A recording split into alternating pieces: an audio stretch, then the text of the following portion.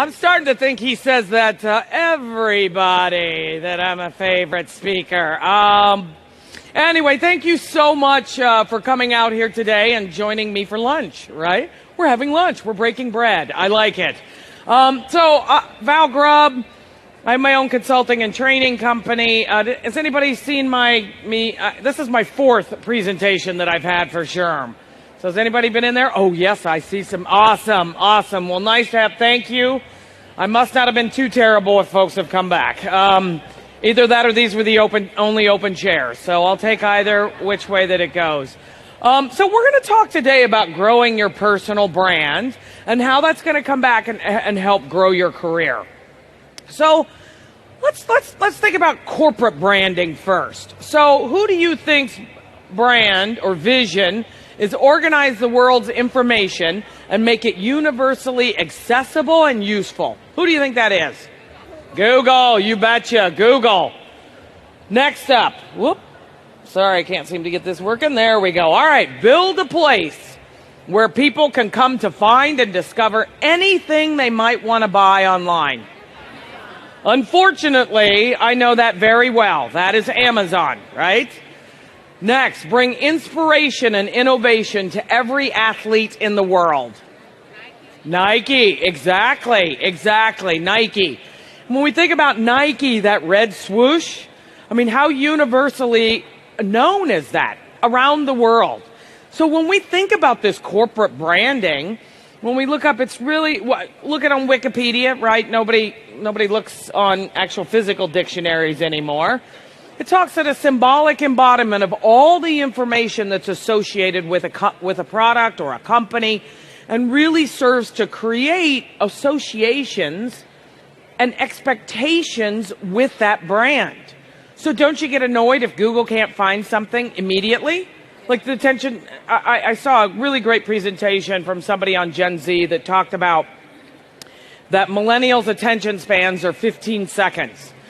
And Gen Z's attention to detail are 8 seconds. That's very believable, because I'm annoyed in about 3 seconds if Google can't get me the information that I need. So understand, so think about that, about branding. Again, it's expectations, you have associations on how it's going to act, on how it's going to perceive. So when we think about a personal brand, then, what am I talking about? What am I talking about then as a personal brand? We got very quiet. Everybody's eating? Yeah, that's us, right? Exactly. And when we think about personal branding, it's everything you say, everything you do, or everything you don't do in the office. Every email you send, what you wear reflects the brand that you want to be, the brand that you want to showcase about the brand of you. It is in how you answer phone calls. It's in your follow-up. Does somebody need to come back and tell you, hey, this was due on Friday, today's Monday, where is it? Does somebody have to tell you that? Then what that's saying is that your brand is somebody who needs to come back and be reminded, because you're not going to remember on your own. So understand that everything you do every day, from how you dress to the words that come out of your mouth to your actions and your inactions, that is your brand. And more importantly, as Jeff Bezos said, your brand is what people say about you when you are not in the room. And that's why personal branding is as important as anything else that you can do at the office. Because your brand is not when you're talking and showing your HR expertise. It's when you walk out of the room, what executives, what your coworkers, what your peers say about you when you're not there. So as we think about how to build that brand of you, I'll give you 3 ideas to think about. First is, what are your values? What do you care about? What's your integrity? What are you passionate about? What gets you rock solid coming in there and just really fired up about the day? It's important to understand that, so that, sort of you can draw that line in the sand of the things that I'm going to care about and the things that I'm interested in. Next is, what's your competitive analysis? Are you trusted? Are you trustworthy? What does your boss think of you? Who gets the big projects in your office or in your department? Do you have a seat at the table? That's telling you what your brand is saying if you're not in the room. What they're coming back and saying is that something about your brand or something about your performance or your work, there's something in there that they say that they don't need you in the room because of your brand is not adding value. So understanding that competitive analysis and being really brutally honest with yourself on where I'm lacking and how I can come back and improve upon those skills. Next is what you project to others. I don't know if anybody saw in that La Nouvelle, the big on personal presence, executive presence. I thought she had some really great tips in there. And executive presence really matters. Again, it is back to what it is that you're projecting in your emails. So in emails, in phone calls, and how you stand up in front of others and how you present. All of those things sum up in order to come back and create your personal brand. And the goal is remember, if people are talking about you when you're not in the room, you want to make sure that it's really, really as positive as it can be. Because you want to be the person that they call and they go, oh, you know what? Let's bring in that Val. Val will be able to be somebody who can get the job done. And that is ultimately, that gets you that reputation, and that gets you as being this leader in your organization who can be given well more than HR responsibilities. It's because you are a leader, and it's because the fact that employees come back and they're going to want to follow you no matter what it is. So think about that brand. Think about how you project yourself. So let me give you 7 steps, a little more details on how to build your brand. Possibly the most important thing that I'm going to say to you today.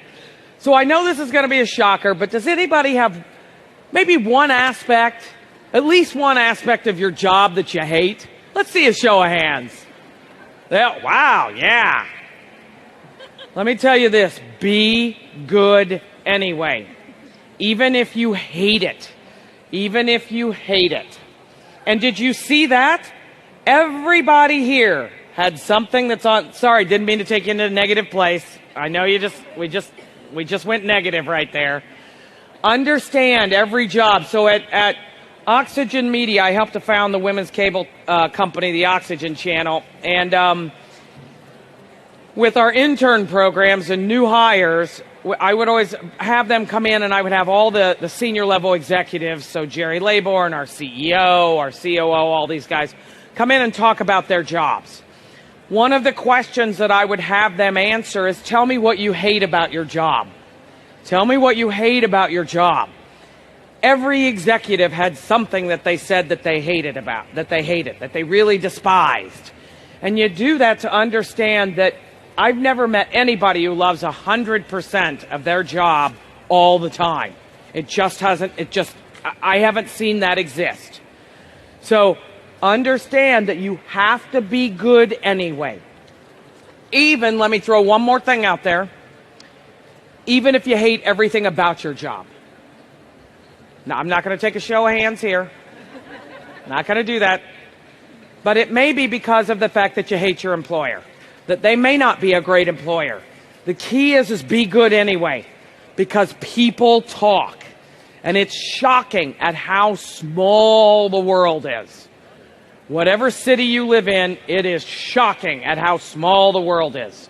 So even if you work for heinous people, even if you're out going right after this, you're updating your LinkedIn, you're going to get your Facebook out there, we know this. We know how to find a job. You got to be good at your present job. Please be good anyway until you can tell them adios, because that's the reputation. You want to leave them begging for you to stay. Get stuff done. Be somebody who gets stuff done. And I know this is terrible. Bless you. I know this is terrible. That may mean you got to get out of your office. You actually got to go talk to people. And I know that, I'll tell you, we walk down the hallway and you get stopped by 10 people because they need something. They want something. Since I see you, I'm not going to look at the FAQs for the benefits online because you're right here, so I can ask you. So annoying. So understand, but in getting stuff done, it is really about getting out there and meeting the people and understanding how it is that your business makes and loses money. That's what gets you things like seats at the table, because you understand how your business makes and loses money. And your goal is to get stuff done even when overwhelming odds. So focus on that. Be consistent. You can be fantastic the moment that, so you can deliver something to me 10 times. The moment that I now have to ask you, when are you going to get that in? You said it was due Friday. Today's Tuesday. It's still not here. What you have just done is killed your credibility with me. Now my concern is that I will have to come back and remind you again. So be consistent. That is as important as getting stuff done and getting stuff done right. Be a learner. I think we're actually very well qualified for this. I think that it is, we have an innate interest in people. We have an innate interest in learning and continuing that. That is going to help you build a very positive brand. And by the way, that's going to help when you come back and they go, wow, we've got this crazy new product line that we're going to launch. Yeah. Let's get Val in there because we know that she can learn how to run this business. Kat Cole, who saw her speak? She's never been a CEO at 31. Exactly. She was amazing. Like, she really, really spoke to me. Because she's nothing against Harvard, but she's not a Harvard graduate. She didn't even have her BA. Like, she is a woman who learns and can figure out the business. That is, and look at that. They took a chance on her. So be a learner. Ask for and listen to feedback. Very, very critical. I know we all ask for feedback. Then somebody gives it to us and you go, no, you don't understand. No, you don't understand what I'm going through. That's not listening. And I hate to say it, hirers, but we ask our managers and we ask all our employees to ask for and listen for feedback. Unfortunately, we have to do that too. And sometimes it's much better to tell people what to do than to actually do it ourselves. So I know. So get out there and be somebody who actually gets feedback and listens to it and doesn't argue and comes back and takes it and says, thank you. Let me see what I can do about it. Market your brand. When was the last time you came back and said, wow, I did something really great? Say that to your boss. Say that to the president, the CEO. And you know what? Forgive me. Something women can be very, very challenged about doing. There is something in us that can be challenging to come back and brag. I think there's also this expectation that hopefully our boss will see it. I have managed probably 15,000 employees throughout my career. I cannot read their mind. Unfortunately, I cannot see what's in their head to understand what it is that they need. So market your brand. Now, it's tough, right? Because you don't want to come back and sort of go over the line to where it's just you're self-promoting and grandizing all the time. But let me tell you, if you're doing it never, you need to step that up. So figure out how you can do that so you are marketing your abilities. Because otherwise, you're not going to come back and be seen as somebody who can get the job done. Not because maybe your manager doesn't like you or doesn't pay. Maybe they're just a lousy manager. That happens, and we've got to manage up. So get out there and market your brand. Who's actually said to their boss, I want a promotion? Many, many people.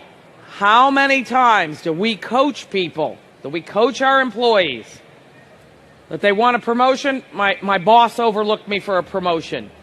Did you tell him or her? Exactly. No. And how would they know that? Because we think that it's the right thing to do. Well, they would promote me because I've been here longest. Look at that big project that I got done. No. Again, understand, your boss does not know what your needs are unless you tell him or her. Now, the annoying thing, they may ignore you anyway, and then you're going to be out on LinkedIn. But the key is get out there, market your brand, make sure people understand just how good you are, because otherwise they won't know it. Finally, excuse me, who has a mentor? I'd love to see back the woman who spoke before me. I'd love to see everybody's hands. Love to see everybody's hands on the next one. Even if you have been at a company a long time, it is time to go out there and get a mentor.